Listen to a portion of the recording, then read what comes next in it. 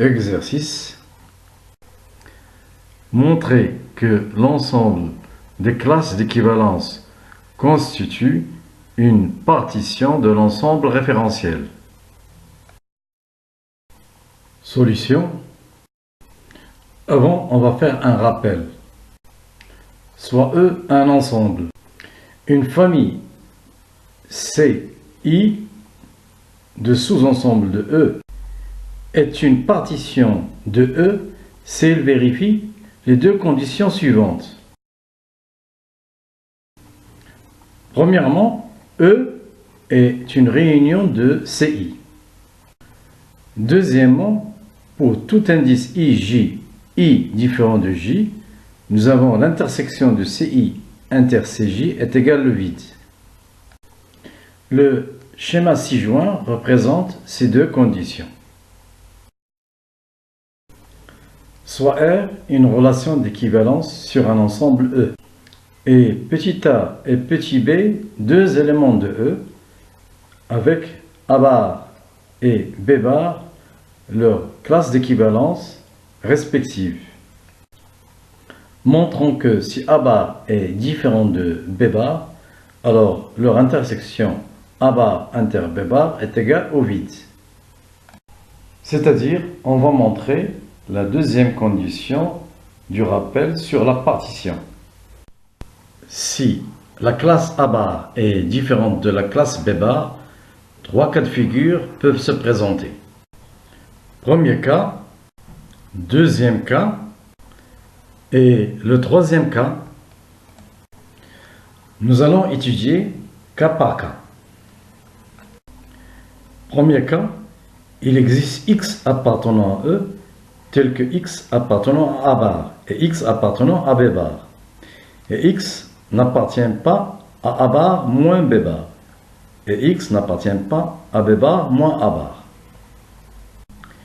Puisque X appartenant à A bar et X appartenant à B bar, donc on a X en relation avec A et X en relation avec B. Et d'après la transitivité de R, on a A est en relation avec B. Ce qui équivaut que A bar est égal à B bar. Ce qui est contradictoire avec notre hypothèse. Donc, ce cas n'existe pas. Deuxième cas, A bar inclus dans B bar. La même étude se fera aussi pour le cas B bar inclus dans A bar.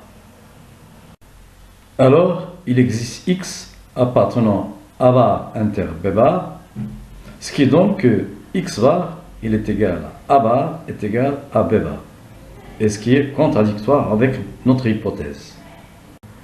Donc, ce cas n'existe pas non plus. Troisième cas, c'est le seul cas qui reste et qui ne donne pas de contradiction avec l'hypothèse. Donc, A bar inter B bar est égal au vide. Donc, la condition 2 du rappel sur la partition est vérifiée. D'autre part, il est évident qu'on a E est égal à la réunion des ces singletons. E est égal à la réunion des X sur l'indexation X appartenant à E. Et puisque X appartient à sa classe d'équivalence X bar, on a le singleton X qui est inclus dans la classe équivalence X bar. Et donc, en passant à la réunion, on a E, il est égal à la réunion des singletons X qui est inclus dans la réunion des classes d'équivalence X bar. Et aussi, puisque X bar est inclus dans E, on a la réunion sur les X bar, elle est inclue dans E. Et donc, on a E qui est égal à la réunion des singletons X, qui est inclus dans la réunion des classes, à son tour qui est inclus dans E. Ce qui nous donne que E, c'est la réunion des classes d'équivalence X bar avec X appartenant à E. Et c'est la première condition du rappel pour la partition. Donc, les classes d'équivalence vérifient les deux conditions du rappel sur la partition. C'est-à-dire que les classes d'équivalence de E constituent une partition de E, et c'est ce qu'on veut démontrer.